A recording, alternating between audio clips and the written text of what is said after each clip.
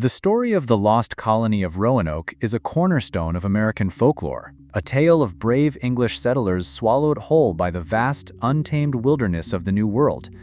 The foundational narrative is well known. In 1587, a colony of over 100 men, women, and children was established on Roanoke Island. When their governor, John White, returned from a supply trip to England in 1590, he found the settlement utterly deserted. There were no signs of a struggle, no bodies, only two cryptic clues carved into the wood, the word Croatoan on a palisade post and the letters CRO on a tree. For centuries, this has been presented as one of America's greatest unsolved mysteries, a colony that simply vanished. However, a deeper investigation reveals that the mystery may be a modern invention, a narrative constructed by ignoring the most obvious evidence in favor of a more romantic tale. Scott Dawson, president of the Croatoan Archaeological Society, has argued that the lost colony myth is largely a 20th century creation, a marketing campaign that started in 1937. The clue left by the colonists was anything but cryptic. Croatoan was the known name of a neighboring island, modern-day Hatteras Island, and of the Algonquin-speaking people who lived there, with whom the English had established contact. White himself understood this, writing in his journal that he planned to sail to Croatoan to find them, but was thwarted by a storm. The colonists were not lost, they had simply stated their destination. For decades, this straightforward explanation was largely set aside. The narrative of a tragic, mysterious end was more compelling than one of survival through assimilation. It is only in recent years that archaeology has begun to provide the physical evidence to corroborate with the primary clue suggested all along. Excavations on Hatteras Island, at the site of the main Croatoan town, have yielded a trove of European artifacts dating to the late 16th century. These include not only trade goods, but also personal items that suggest cohabitation, such as a slate writing tablet, part of a 16th century gun, and a gold signet ring, likely worn by an English nobleman. A significant breakthrough came in 2025 with the discovery of what archaeologists described as buckets of hammer scale, a flaky byproduct of iron forging within a 16th century context at the Croatoan site. Since the local indigenous people did not use this technology, the presence of hammer scale strongly implies that an English blacksmith was living and working within the native village for a prolonged period, forging and repairing metal goods. This evidence points directly to the colonists having integrated into the Croatoan community. Of course, no archaeological evidence is without debate.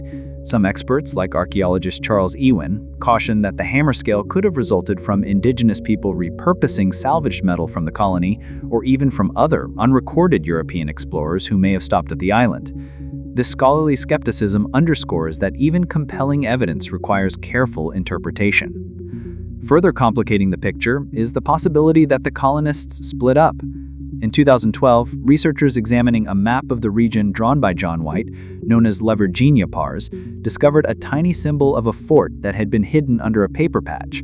This led to excavations at an inland location dubbed Site X, where archaeologists have found English pottery specific to the period. But dating these artifacts precisely enough to distinguish them from later 17th century English settlements in the area remains a challenge. Ultimately, the Roanoke saga appears to be less a mystery of what happened and more a mystery of why the most logical explanation was ignored for so long. The evidence increasingly points not to a vanishing, but to a merging of cultures. The colonists, facing starvation and abandonment by their home country, likely made the rational choice to join a local community that could support them. The story of assimilation, however, did not fit the preferred Eurocentric narrative of a heroic, tragic struggle against an unforgiving wilderness. The lost colony myth therefore persists not due to a lack of clues, but because of a cultural preference for a more romantic and less complex story. The real story is one of survival and cultural integration, a narrative that is only now being fully unearthed from the soil of Hatteras Island.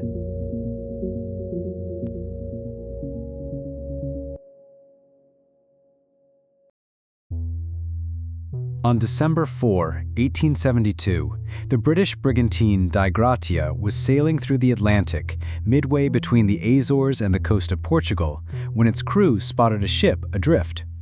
It was the American brigantine Mary Celeste, which had left New York for Genoa nearly a month earlier. Upon boarding, the crew of the Di Gratia found a vessel that was, as one of them later testified, a thoroughly good mess. The ship was unmanned and eerily silent, yet it was entirely seaworthy. Its cargo of 1,701 barrels of denatured industrial alcohol was largely intact, and the personal belongings of the crew were undisturbed. But Captain Benjamin Briggs, his wife Sarah, their 2-year-old daughter Sophia, and the 7 crewmen were gone. The state of the ship presented a confounding series of contradictions.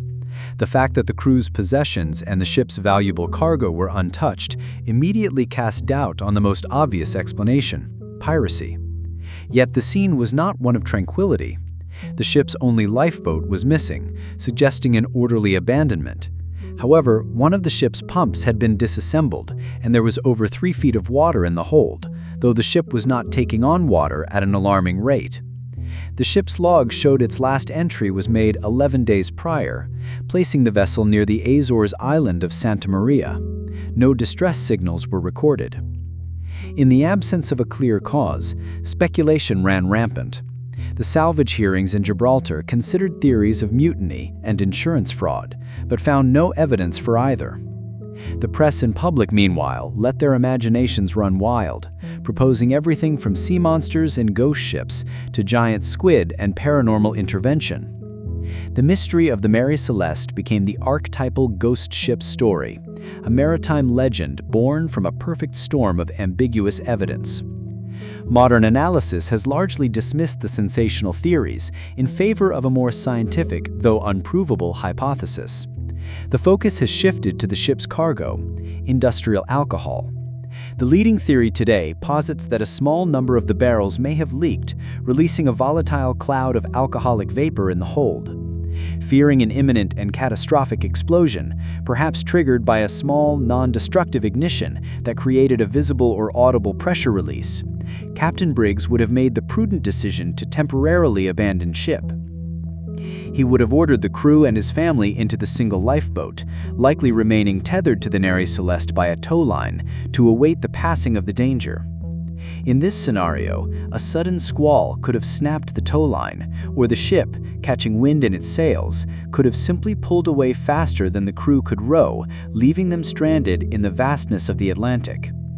This explanation accounts for the missing lifeboat, the intact cargo, and the lack of violence, providing a rational sequence of events for a precautionary abandonment that turned tragic.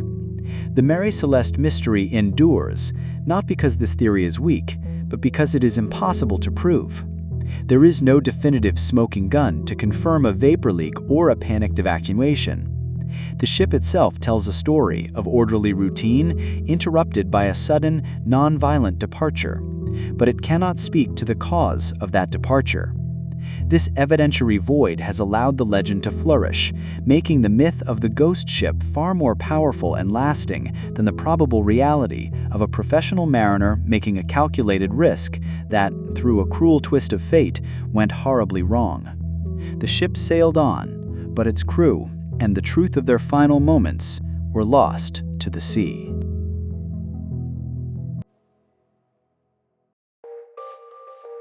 In the remote Outer Hebrides, some 20 miles west of the Isle of Lewis, lie the Flannan Isles, a small, uninhabited cluster of islands exposed to the full fury of the North Atlantic. On the highest point of one of these islands, Island Moor, stands a lighthouse, a lonely outpost of civilization. It was here, in the final days of 1900, that one of Scotland's most enduring maritime mysteries unfolded. On December 26th, the relief vessel Hesperus arrived on its routine visit to find the lighthouse flagstaff bare, no keepers waiting to greet them, and a strange silence hanging over the island. Joseph Moore, the relief keeper, was the first to go ashore. He found the entrance gate and the main door to the living quarters closed. Inside, the beds were unmade and the clock had stopped. A sense of foreboding grew as a further search revealed more unsettling details. The lamps had been cleaned and refilled, ready for the evening's lighting, indicating that routine duties had been completed. However, a set of oilskins belonging to one of the keepers, Donald MacArthur, was still on its peg, suggesting he had gone outside in his shirt sleeves into what must have been ferocious weather. Of the 3 men stationed there, principal keeper James Duckett, second assistant Thomas Marshall, and occasional keeper MacArthur, there was no sign. The mystery deepened with the discovery of the lighthouse logbook. The last entry was dated 9 a.m. on December 15th.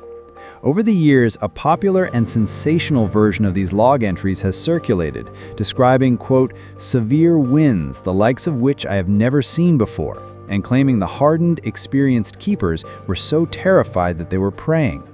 These dramatic entries, however, are apocryphal, a fictional embellishment that has fueled the mystery's more lurid interpretations. The official report submitted by Robert Muirhead, the superintendent of the Northern Lighthouse Board, who conducted a thorough investigation, found that the log entries up to the 15th were routine and that everything appeared normal inside the lighthouse. The most crucial evidence was found not inside the lighthouse, but outside, on the western landing platform, a spot meant to be a safe harbor for supplies. The damage was staggering. A supply box containing mooring ropes and tackle, which had been cemented into a crevice more than 100 feet above sea level, had been torn from its foundations and smashed. Iron railings were bent and twisted, and a section of railway track had been ripped from the concrete. This was not the work of an ordinary storm, it was evidence of a colossal rogue wave of almost unimaginable power. Based on this evidence, Superintendent Muirhead came to a logical, if tragic, conclusion. He theorized that on the afternoon of December 15th, likely during a lull in the storm, Duckett and Marshall had gone down to the western landing to secure the equipment in the supply box. While they were there, a massive, unexpected wave crashed over the cliff, sweeping them into the sea. Muirhead speculated that MacArthur, the third keeper, seeing his colleagues in peril from the lighthouse, ran out to help them without stopping to grab his oilskins and was claimed by the same or subsequent wave. This explanation, rooted in the physical evidence and the known dangers of the location, remains the most credible account of what happened. Yet the story of the Flannan Isles has been persistently framed as a paranormal event, with theories ranging from alien abduction to a sea serpent attack. The case is a stark illustration of the conflict between a mundane, professional explanation and the public's appetite for a more dramatic narrative. The invention of evidence, like the fake logbook entries, shows how a mystery can be amplified and sustained by fiction. The true story of the Flannan Isles is a chilling testament to the awesome power of the sea and a tragic occupational accident. The popular mystery is a ghost story built upon a foundation of grief and the eerie silence of an abandoned lighthouse. On Christmas Eve, 1945, a fire tore through the Fayetteville, West Virginia home of George and Jenny Sauter and their children. George, Jenny, and 4 of their 9 children who were home that night managed to escape the blaze. But 5 of them, 14-year-old Maurice, 12-year-old Martha, 9-year-old Louis, 8-year-old Jenny, and 5-year-old Betty, were never seen again. In the immediate aftermath, it was assumed they had tragically perished in the fire. But a series of bizarre circumstances and a deeply flawed initial investigation created a void of uncertainty that would haunt the surviving family for the rest of their lives, transforming a tragedy into one of America's most perplexing unsolved mysteries. The official explanation was that the fire was accidental, caused by faulty wiring, and that the children's bodies had been completely cremated in the intense heat. This conclusion, however, was riddled with problems. The fire chief on the scene told the family that the blaze was hot enough to destroy the bodies. Yet a cursory search of the ashes on Christmas morning turned up no bones or human remains. This struck Jenny Sauter as impossible. She later conducted her own crude experiments, burning animal bones, and found that they were always left charred but intact. An employee at a local crematorium confirmed her suspicions, stating that bones consistently remain even after burning at 2,000 degrees for 2 hours. The Sauter home had burned to the ground in just 45 minutes. The family's skepticism was compounded by a host of suspicious events leading up to and during the fire. George Soter, an Italian immigrant who was an outspoken critic of Benito Mussolini, had recently been threatened by a man who warned that his house would go up in smoke and your children are going to be destroyed over his anti-fascist remarks. On the night of the fire, the family's ladder, which was always kept propped against the house, was inexplicably missing, preventing George from reaching the children's upstairs bedrooms. His 2 coal trucks, which had been working perfectly the day before, inexplicably refused to start. A telephone repairman later confirmed that the home's phone line had been deliberately cut, not burned through. And Jenny recalled being woken twice before the fire became apparent, once by a strange phone call from an unknown woman, and a second time by a loud thud on the roof, followed by a rolling noise. Years later, the family found a small, hard, rubber-like object in the yard, which they believed was the remnant of a napalm bomb or similar incendiary device. Convinced their children had been kidnapped and the fire set as a diversion, the Soters dedicated their lives to finding them. They erected a large billboard along State Route 16 with the children's photos and offered a reward for information. Over the years, they pursued numerous leads, including several reported sightings of the children in the days and weeks after the fire. The most tantalizing clue came in 1968, when the family received an envelope in the mail containing a photograph of a young man in his 20s who bore a striking resemblance to their son Louis. On the back was a cryptic message: "Louis Soter, I love brother Frankie, ILIL boys. A90132. The family hired a private investigator to look into the photo, but he was never heard from again. The Soter children mystery is a powerful and heartbreaking illustration of how a catastrophic failure of official investigation can create an enigma that is impossible to solve. The authorities' quick dismissal of the case as an accident, despite overwhelming evidence suggesting arson and abduction, left the Soter family in a state of perpetual uncertainty. This void, created by institutional failure, was filled by a lifetime of desperate searching, hope, and suspicion. The core of the mystery is not just the question of what happened to the children, but a case study in the devastating consequences of an investigation that failed a family, leaving them to grapple with a mystery that could never be laid to rest. On December 1st, 1946, Paula Jean Weldon, an 18-year-old sophomore at Bennington College in Vermont, told her roommate she was going for a long walk.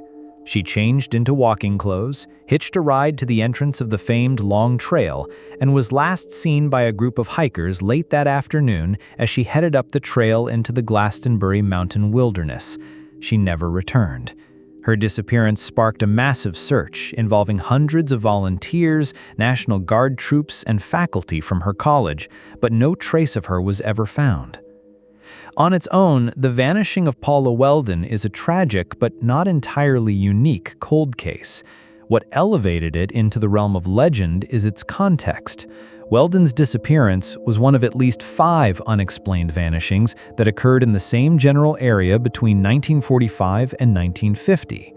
This cluster of strange events led the New England author and folklorist Joseph A. Citro to coin the term Bennington Triangle, framing the region as a hotbed of mysterious forces. This narrative act transformed a series of disparate, unsolved cases into a single paranormal-tinged mega-mystery, drawing comparisons to the Bermuda Triangle. The theories surrounding Weldon's case run the gamut from the plausible to the fantastic. Rational explanations include the possibility that she simply got lost on the trail and succumbed to the frigid nighttime temperatures, that she ran away to start a new life, perhaps with a secret lover, or that she was the victim of foul play. The more speculative theories, fueled by the Bennington Triangle lore, invoke everything from paranormal activity to alien abduction. However, one of the most significant and concrete legacies of the Paula Weldon case has nothing to do with the supernatural. The investigation into her disappearance was severely hampered by a lack of coordination between various local law enforcement agencies and the absence of a centralized state police force. The Bennington County Sheriff's Office faced heavy criticism for its handling of the initial search and investigation. This public and official outcry directly led to a major institutional reform, the creation of the Vermont State Police in 1947. The case of Paula Jean Weldon thus serves as a fascinating example of how a single tragic event can coalesce with other incidents to create a powerful regional mythos. The Bennington Triangle is a narrative imposed upon a series of unrelated tragedies, a way of finding a pattern in what may simply be the random, dark occurrences of life. The enduring mystery is twofold. On one hand, there is the folkloric story of a cursed or paranormal area, a narrative that continues to captivate those drawn to the unexplained. On the other hand, there is the very real historical story of a flawed investigation that highlighted a critical weakness in state governance and spurred tangible, lasting change. In this way, Paula Weldon's disappearance left an indelible mark not only on the landscape of American folklore, but also on the structure of Vermont's law enforcement. Few names are as synonymous with mystery as Amelia Earhart. A pioneering aviator and global celebrity, she was the first woman to fly solo across the Atlantic. Her final, fateful flight in 1937 was to be her crowning achievement, a circumnavigation of the globe.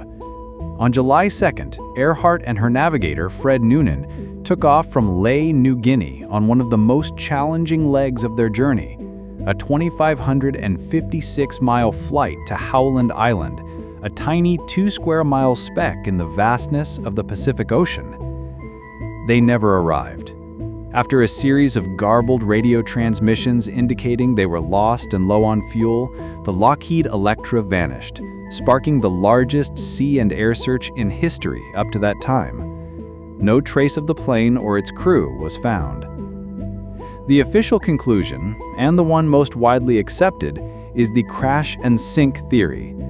This posits that Earhart and Noonan, unable to locate Howland Island, simply ran out of fuel, crashed into the deep waters of the Pacific, and sank without a trace.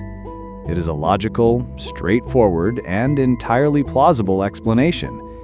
It is also, for many, deeply unsatisfying due to its lack of narrative closure and physical proof. This evidentiary vacuum has allowed a host of alternative theories to flourish, each offering a more dramatic or intricate story. The most prominent of these is the Gardner Island, now Nikumaroro hypothesis, championed for decades by the International Group for Historic Aircraft Recovery, TIGAR.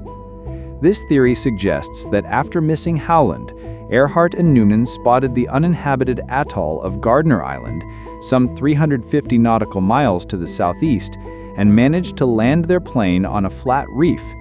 They then survived for a time as castaways, sending out distress calls that were faintly heard by radio operators across the Pacific, before ultimately perishing. Proponents point to tantalizing but circumstantial evidence found on the island, including fragments of what might be aircraft aluminum, a piece of plexiglass consistent with the Electra's window, and even an empty jar of a specific brand of freckle cream that Earhart was known to use. However, despite numerous expeditions to Nikumaroro, including one by famed oceanographer Robert Ballard, no definitive wreckage of the plane has ever been found, leaving the theory compelling but unproven. A more conspiratorial set of theories revolves around Japanese capture. One version claims Earhart was on a secret mission for President Franklin D. Roosevelt to spy on Japanese military installations in the Pacific. This is largely dismissed by historians, as her flight was a highly publicized media event, the antithesis of a covert operation. A more persistent variant suggests she crash-landed in the Marshall Islands and was captured, eventually dying in custody on the island of Saipan. This theory was reinvigorated in 2017 by the discovery of a photograph in the U.S. National Archives that some claimed showed a Caucasian woman and man resembling Earhart and Noonan on a dock in the Marshall Islands. However, subsequent analysis by independent experts has largely debunked this claim, identifying the photo as having been published in a Japanese travelogue years before Earhart's disappearance.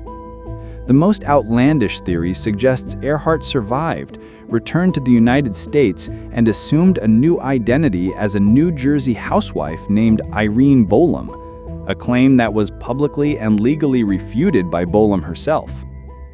The Amelia Earhart mystery persists precisely because it exists at the intersection of celebrity, high-stakes adventure, and a complete lack of definitive evidence. The void left by her disappearance has become a canvas onto which a variety of cultural narratives have been projected. The crash and sink theory offers a simple, tragic end. The Gardner Island hypothesis provides a dramatic Robinson Crusoe-style tale of survival. The Japanese capture theories tap into the geopolitical anxieties of the pre-World War II era. Each theory serves a different storytelling purpose. The endurance of the mystery is therefore less about the facts of the case, of which there are precious few, and more about its function as a powerful modern myth, forever adaptable and eternally unsolved. In 1925, the legendary British explorer Colonel Percy Harrison Fawcett, along with his son Jack and Jack's friend Raleigh Rimmel, ventured into the uncharted jungles of Brazil's Mato Grosso region. Their quest was for a fabled ancient metropolis Fawcett had named the Lost City of Z. Fawcett, a seasoned surveyor and hardened adventurer, believed that a complex, sophisticated civilization had once thrived deep within the Amazon, a notion dismissed by most of his contemporaries. After sending back a final dispatch on May 29, 1925, the trio vanished without a trace, creating one of the most romantic and enduring mysteries of exploration. Fawcett's belief in Z was not pure fantasy. It was rooted in a document known as Manuscript 512, housed in the National Library of Brazil. Written by a Portuguese explorer in 1753, the manuscript described the discovery of the ruins of a magnificent stone-built city in the Brazilian interior, complete with arches, a statue, and a temple. Fawcett was also influenced by his own encounters with intricate pottery and stories from indigenous groups about ancient ruins. He was convinced he was on the verge of a discovery that would rewrite history. In the century since their disappearance, the fate of the Fawcett party has been the subject of intense speculation. Theories range from the mundane to the macabre. Did they succumb to starvation, disease, or an unfortunate accident in the unforgiving jungle? Were they killed by one of the indigenous tribes they encountered? Fawcett had always strived to build respectful relationships with the local peoples, but the region was home to many groups, some of whom were known to be hostile to outsiders. Over the years, numerous expeditions have set out to find answers. In 1952, anthropologist Orlando Villas-Boas claimed to have found Fawcett's bones, but forensic tests later proved they were not his. Other remains and deathbed confessions have surfaced, but none have ever been substantiated. The jungle has jealously guarded its secret. For decades, the scientific establishment viewed Fawcett's central premise, the existence of large urban societies in the Amazon, as a romantic delusion. The acidic soils of the rainforest, it was argued, could not have supported the large-scale agriculture necessary for a city to flourish. However, recent archaeological discoveries have stunningly vindicated Fawcett's belief, even if he was looking in the wrong place. The discovery of extensive terra preta, or Amazonian dark earth, a man-made, highly fertile soil created by ancient peoples by mixing charcoal, organic matter, and pottery shards, proved that sustainable agriculture was possible. More dramatically, the use of LiDAR technology has revolutionized Amazonian archaeology.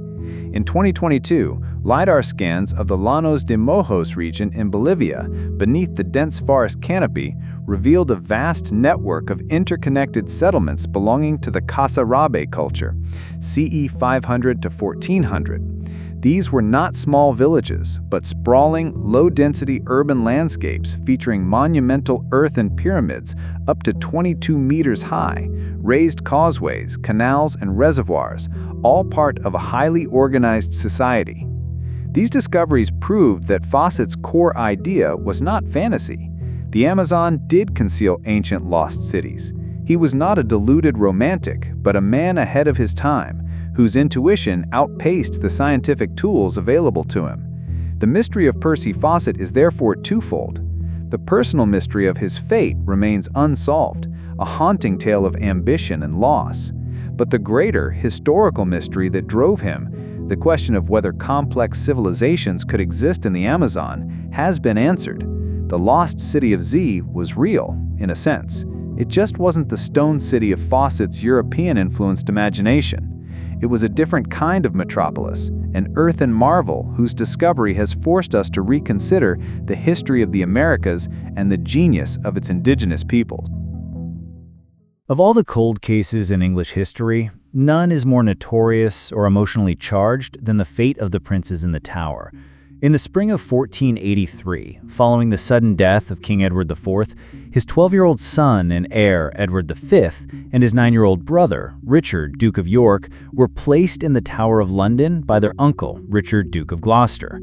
Initially, this was for their protection before the young king's coronation, but events moved swiftly. The boys' parents' marriage was declared invalid, rendering them illegitimate. Gloucester seized the throne for himself, becoming King Richard III. The two princes were seen playing in the Tower grounds less and less, until by the summer of 1483, they vanished from public view entirely. They were never seen alive again. The immediate and enduring assumption has been that they were murdered on the orders of their uncle, Richard III, to secure his precarious hold on the throne. This narrative was powerfully shaped by Tudor historians, most notably Sir Thomas More, whose The History of King Richard III provided a detailed, damning account of the crime. More named the murderers as Miles Forrest and John Dighton, allegedly recruited by Richard's loyal servant, Sir James Tyrrell. For centuries, defenders of Richard III have dismissed More's account as Tudor propaganda, written years after the fact to blacken the name of the last Yorkist king and legitimize the new Tudor dynasty. They point to the lack of any direct contemporary proof. No bodies, no confession, no convenient paper trail linking Richard to the crime. The case is a masterclass in circumstantial evidence. Richard III had the most to gain from the princes' deaths. Their continued existence, even as declared bastards, made them powerful figureheads for rebellion against his rule. Indeed, an attempt to rescue them was made in late July 1483. Rumors of their murder were circulating by the end of that year, yet Richard never produced the boys in public to quell the speculation, a silence that strongly implies they were already dead. The physical evidence is scant and contentious. In 1674, workmen demolishing a staircase in the White Tower discovered a wooden box containing the skeletons of two children. Believed to be the remains of the princes, they were interred in Westminster Abbey by order of King Charles II. A scientific examination in the 1930s concluded the bones were consistent with the ages of the two boys, but modern DNA analysis, which could provide a definitive answer, has not been permitted. Recent historical research by Professor Tim Thornton has added new weight to the traditional account. Thornton discovered that Sir Thomas More, far from writing in a vacuum, had close personal connections to the alleged perpetrators' families. The sons of Miles Forrest, one of the men More named as a murderer, were fellow courtiers of More's at the court of Henry VIII. This suggests More had access to credible, inside information, not just rumor. Furthermore, Thornton has unearthed a 1516 will in which a relative of Sir James Tyrrell bequeaths a treasured possession identified as young King Edward V's chain. This extraordinary find raises the question of how a personal item belonging to the murdered prince came into the possession of the family of his alleged killer. Despite these tantalizing clues, the mystery persists. Alternative theories, such as the idea that one or both princes survived and later reappeared as pretenders to the throne, like Perkin Warbeck, who claimed to be the younger prince, Richard, have been largely dismissed by mainstream historians, but keep the debate alive. The case of the princes in the tower remains unsolved, not because there is no evidence, but because the evidence is circumstantial, and the political stakes of the narrative are so high. It's a dark tale of ambition, betrayal, and the brutal realities of 15th century power politics, a mystery where the final verdict may forever lie buried with the bones in Westminster Abbey. On December 15, 1944, at the height of his fame, the celebrated American bandleader Major Glenn Miller boarded a single-engine UC-64 Norseman aircraft at RAF Twinwood Farm in England. He was bound for Paris, which had recently been liberated, to prepare for a Christmas concert for the Allied troops. The plane, carrying Miller, another officer, and the pilot, took off into the overcast winter sky and vanished over the English Channel. No wreckage, bodies, or distress call were ever found. The man whose music had become the soundtrack of a generation had disappeared into silence.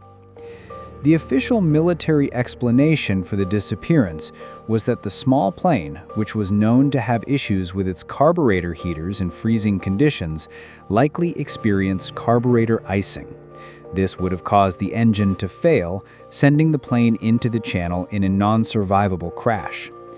Given the poor weather and the known mechanical vulnerabilities of the aircraft, this remains the most plausible and widely accepted theory.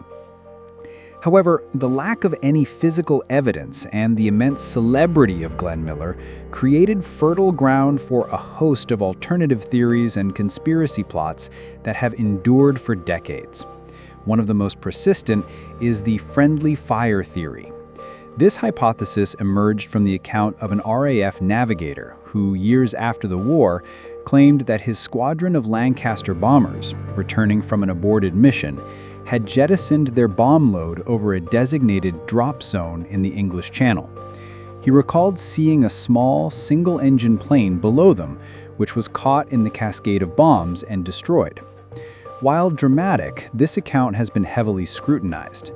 Researcher Dennis Sprague, using detailed flight logs, has argued that for this to have happened, Miller's plane would have had to be significantly off course, and the timing would have been off by an hour.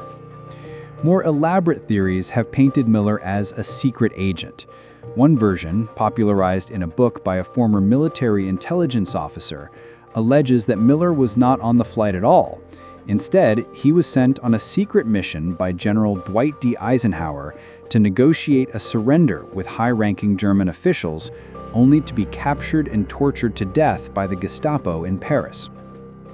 Another, more lurid rumor, initially spread by Nazi propaganda, claimed that Miller had made it to Paris but died of a heart attack in a brothel, with the military covering up the embarrassing circumstances of his death. The U.S. Army's own handling of the incident may have inadvertently fueled some of the speculation.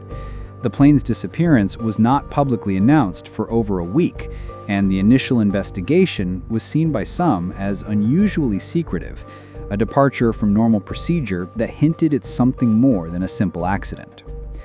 Ultimately, the disappearance of Glenn Miller is a case where the fame of the victim has overshadowed the most probable cause.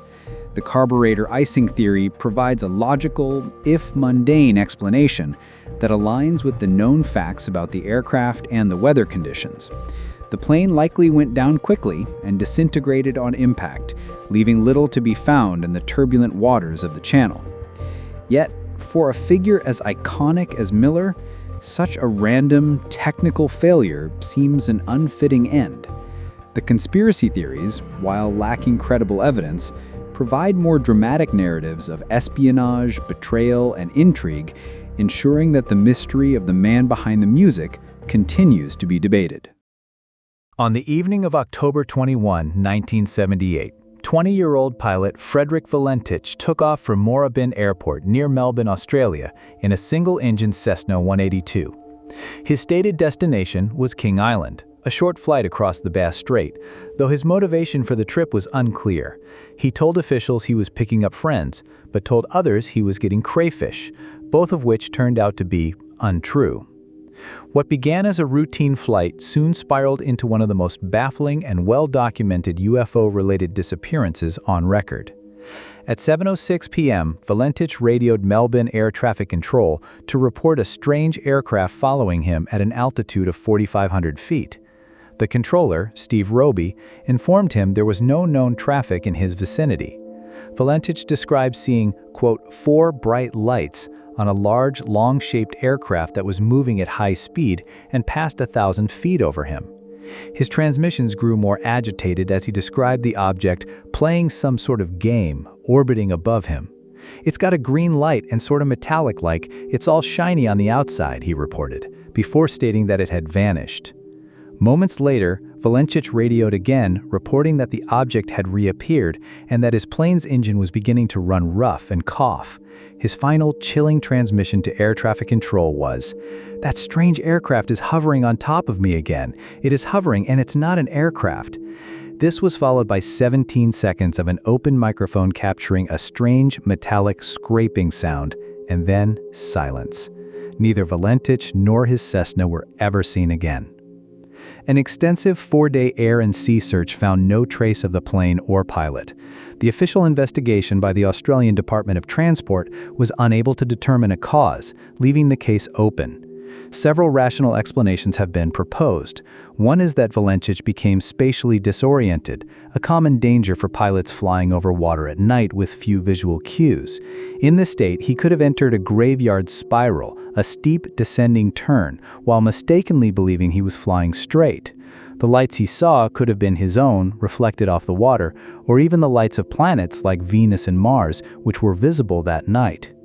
However, this theory is challenged by eyewitness accounts on the ground.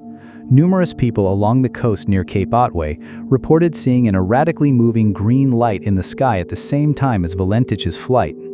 Most compellingly, a plumber named Roy Manifold, an amateur photographer, was taking sunset pictures at the time and captured an image showing a strange object with a trail of vapor-like exhaust moving rapidly out of the water. Furthermore, a family driving in the area later came forward to report seeing a small plane descending at a steep angle with a much larger object with green lights flying directly above it. The Valentich case remains deeply polarizing. Skeptics maintain that it was a tragic accident caused by pilot inexperience and disorientation. The UFO community, however, views it as one of the strongest cases for extraterrestrial intervention, pointing to the audio transcript, the eyewitness corroboration, and the photographic evidence as proof that Valentich was either abducted or destroyed by an unknown entity. The final 17 seconds of metallic noise on the tape remain the most haunting and inexplicable part of the puzzle, a sound from the edge of the unknown that has cemented Frederick Valentich's disappearance as a classic and chilling unsolved mystery. Perhaps the questions these mysteries pose are more valuable than any definitive answer could ever be. They keep us curious, they keep us searching, and they remind us that history is not a closed book, but a living landscape of discovery, with vast and mysterious territories still waiting to be explored. Drop your thoughts in the comments below, and if you like these kinds of content, make sure to subscribe so you don't miss the next one. Thanks for watching.